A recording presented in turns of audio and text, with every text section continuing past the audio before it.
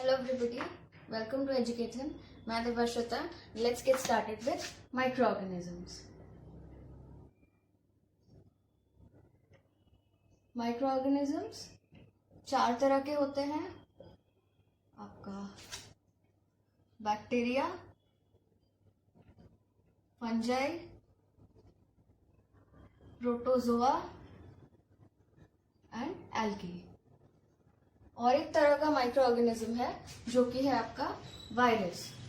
पर वायरस इस ग्रुप में नहीं आता है क्योंकि ये जो चार माइक्रो ऑर्गेनिज्म आपके हैं ये है आपके लिविंग माइक्रो ऑर्गेनिजम्स.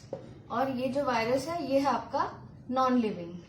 वायरस को नॉन लिविंग माइक्रो ऑर्गेनिज्म इसलिए बोलते हैं क्योंकि वायरस को एक पर्टिकुलर होस्ट की जरूरत होती है टू रिप्रोड्यूस. ओके, होस्ट मतलब आइदर आपका प्लांट, एनिमल और ह्यूमन बॉडी. ओके, होस्ट के अंदर ही रिप्रोड्यूस कर सकता है. जब वो बाहर होता है तब वो रिप्रोड्यूस नहीं कर सकता है. इसीलिए वायरस को हम नॉन लिविंग बोलते हैं. ओके, तो आज हम स्टार्ट करेंगे विद बैक्टीरिया.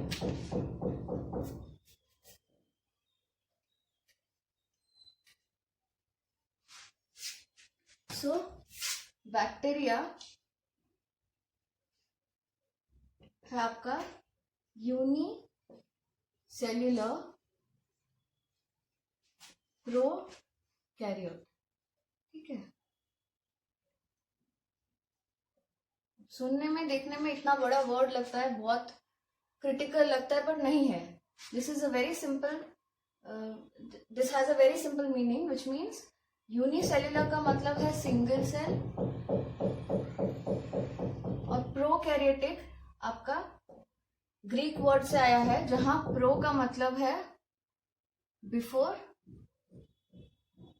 एंड कैरियोट का मतलब है आपका कर्नल और अ नट, जिसका यहां मीनिंग है अ न्यूक्लियस. तो इसका मतलब क्या हुआ ना, bacteria are those organisms which are unicellular मतलब single celled organism and they do not have a well defined nucleus. मतलब बैक्टीरिया का न्यूक्लियस नहीं है. ठीक है, the genetic material is present in the cytoplasm but it is not having a nucleus. जैसे कि हम जानते हैं कि यूकैरियोट्स में न्यूक्लियस होता है, वेल डिफाइंड न्यूक्लियस होता है, उसके अंदर आपका जेनेटिक मटेरियल लाइक डीएनए होता है. But here it's a prokaryote and it is not having a well defined nucleus. Okay,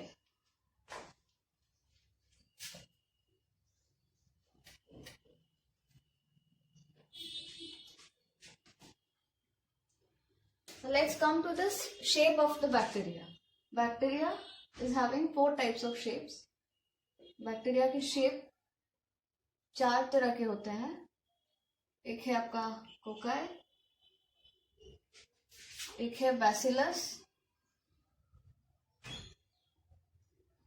एक है आपका स्पिरुला, एक है आपका विब्रियो. ओके, जो कोकाई है वो है स्फेरिकल इन शेप. ठीक है, बैसिलस है आपका रॉड शेप्ड, स्पिरुला है आपका spiral shaped bacteria and the vibrio is a comma shaped bacteria. Okay, so these are the four shapes of bacteria. Okay, the spherical is cocci, rod shape bacteria आपका है bacillus, spirilla is the spiral one और vibrio आपका comma shape का bacteria. ठीक है,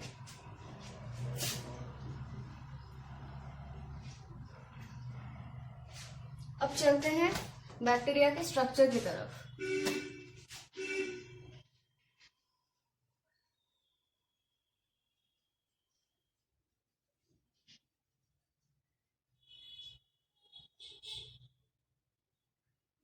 तो ये है आपका बैक्टीरिया का स्ट्रक्चर जिसमें आपका plasmid, chromosomal DNA, this is the cell wall, this is the cell membrane और the plasma membrane.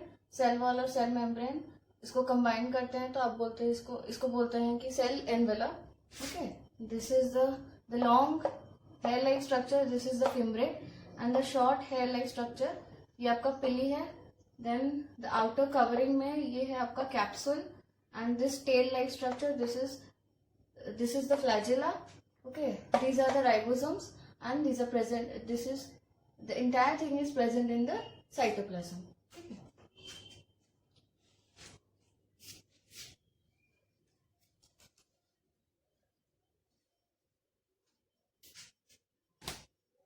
Cell envelope. So let's start with the cell envelope. ठीक है.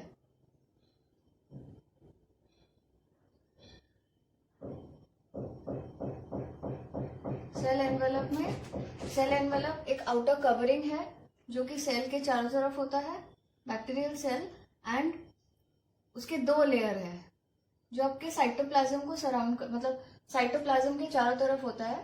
ओके. उसका पहला लेयर है आपका cell wall and the second layer is cell membrane which is the plasma membrane. ठीक है. Cell wall में आपका होता है peptidoglycan, then glycopolymers and proteins. Okay. And the cell membrane आपका cell membrane or the plasma membrane is a phospholipid bilayer. ठीक है. उसका मतलब क्या है ना,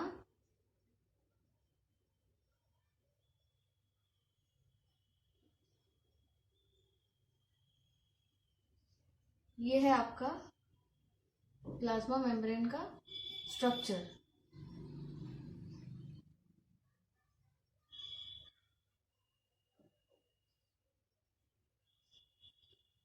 okay. Protein, this is the phospholipid bilayer. Phospholipid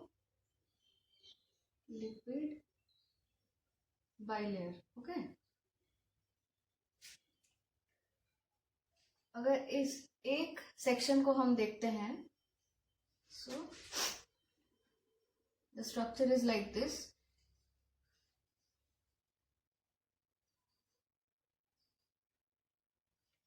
ये है आपका हाइड्रोफिलिक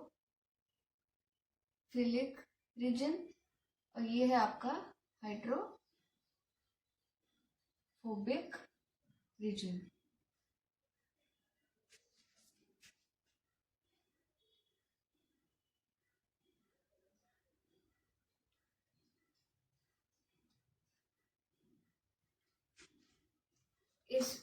इसमें ये जो आपका प्लाज्मा मेम्ब्रेन है, इसमें एक हाइड्रोफोबिक रीजन होता है, हाइड्रोफिलिक रीजन होता है जो कि है वाटर लविंग, एंड एक हाइड्रोफोबिक रीजन होता है जो कि है स्केर्ड ऑफ वाटर. ओके.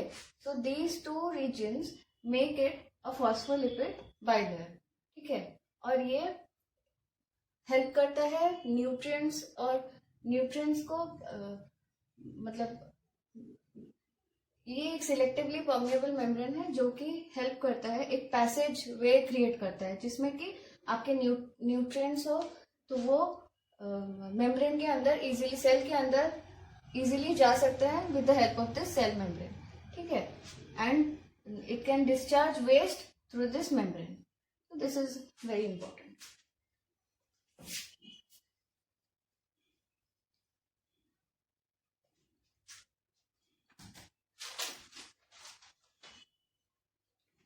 अब चलते हैं आपके साइटोप्लाज्म की तरफ. साइटोप्लाज्म ये एक जिलेटिनस सॉल्यूशन है जिसमें कि शुगर्स होते हैं, अमीनो एसिड्स होते हैं एंड सॉल्ट्स होते हैं. ठीक है.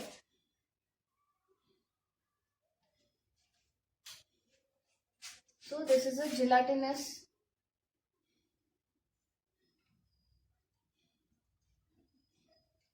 सॉल्वेंट जिसमें कि आपका अमीनो एसिड्स होता है, शुगर्स होता है and salts are present. Okay. And 70 to 80% it contains water.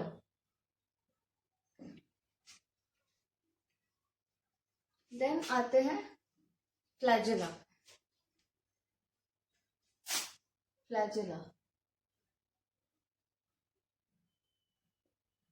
Flagella is made up of proteins. ठीक है. जो कि हेल्प करता है बैक्टीरियल मूवमेंट में. बैक्टीरियल मूवमेंट में हेल्प करता है फ्लैजेला। ओके, बैक्टीरियल मूवमेंट में। और फ्लैजेला 4 तरह के होते हैं, मोनोट्राइकस,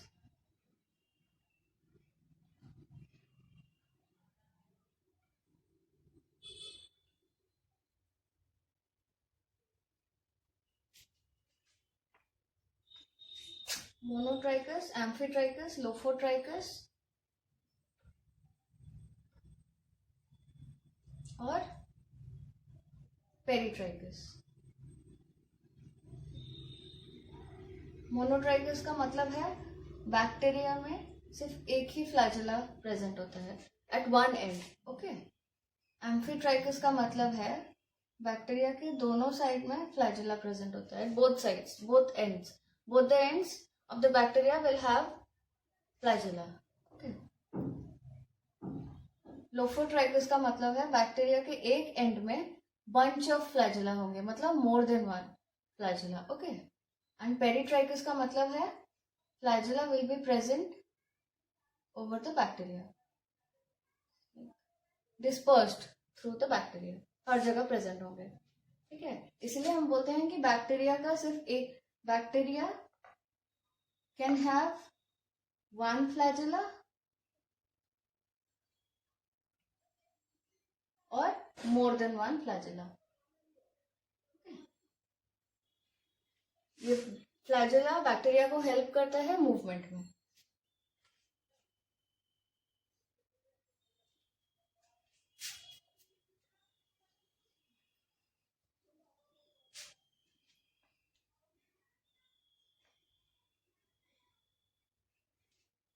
अब आते हैं फिम्ब्रे। फिम्ब्रे जो कि बैक्टीरिया के चारों तरफ एक हेयर लाइक स्ट्रक्चर था, long. Okay, fimbriae is a hair like structure present on the surface of the bacteria। ठीक है, present on the surface of the bacteria and it is made up of proteins। ठीक है, और ये help करता है disease cause करने में, बैक्टीरिया को हेल्प करता है और किसी मतलब होस्ट बॉडी के ऊपर जाके बाइंड करने में। ठीक है, तो ये जो फिम्ब्रे है इसके थ्रू बैक्टीरिया किसी होस्ट बॉडी में बाइंड करता है, जिससे कि उसके बाद वो डिजीज कॉज करता है। ठीक है,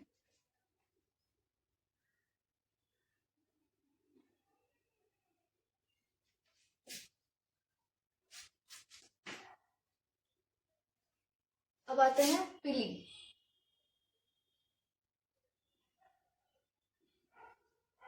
पिली है आपका, पिली is also hair like structure।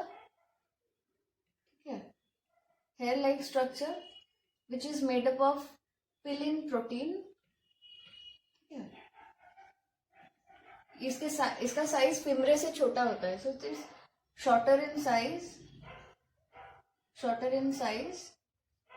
ये भी बैक्टीरिया को हेल्प करता है सेल सरफेसेस में बाइंड करने के लिए। Okay, attach to cell surfaces and it also helps in bacterial conjugation मतलब बैक्टीरियल कॉन्जुगेशन के बारे में हम बाद में पढ़ेंगे डिटेल्स में। ठीक है, बैक्टीरियल कॉन्जुगेशन का मतलब है जहां पे ट्रांसफर होता है। Okay, there is a transfer of genetic material from one bacterial cell to another by forming a bridge, और वो होता है पिली के थ्रू। ठीक है, तो पिली हेल्प करता है ये जो एक बैक्टीरिया का जेनेटिक मटेरियल है उसको दूसरे बैक्टीरिया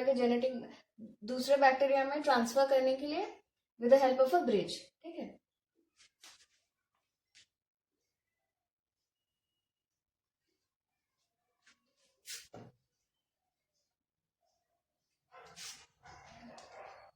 अब चलते हैं राइबोसोम्स की तरफ। ठीक है, राइबोसोम्स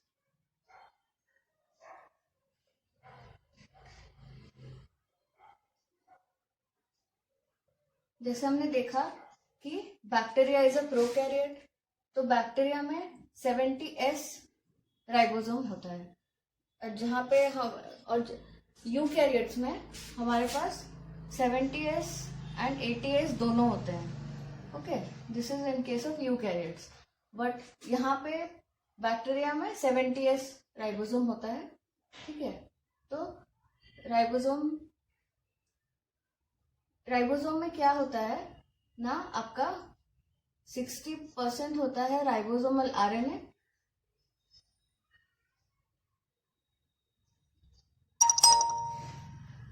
और 40% होता है आपका प्रोटीन।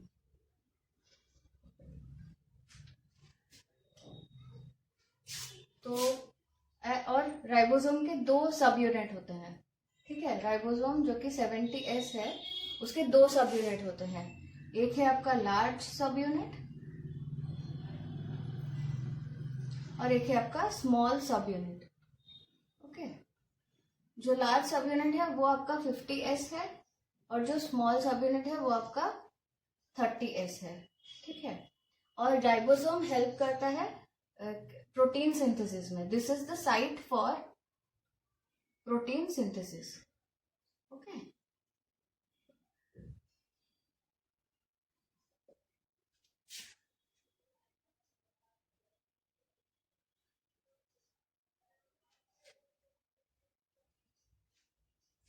अब चलते हैं, उसके बाद है आपका क्रोमोसोमल डीएनए।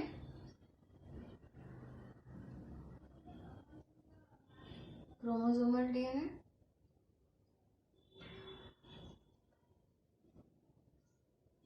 और plasmid DNA. This contains the genetic material, genetic information required by the cell, और ये है आपका एक्स्ट्रा क्रोमोसोमल डीएनए, जिसको हम जेनेटिक इंजीनियरिंग में भी यूज करते हैं आजकल। मैंने इट्स लाइक इसमें आपका ये जो डीएनए है उसको हम इजीली मैनिपुलेट कर सकते हैं और सेल टू सेल ट्रांसफर कर सकते हैं with our gene of interest. वो आप बाद में समझेंगे with next class, with the upcoming classes. Okay, so these are the structures which are present in the bacteria. अगर आपको ये हमारा वीडियो पसंद आए, please like, share and subscribe. Thank you.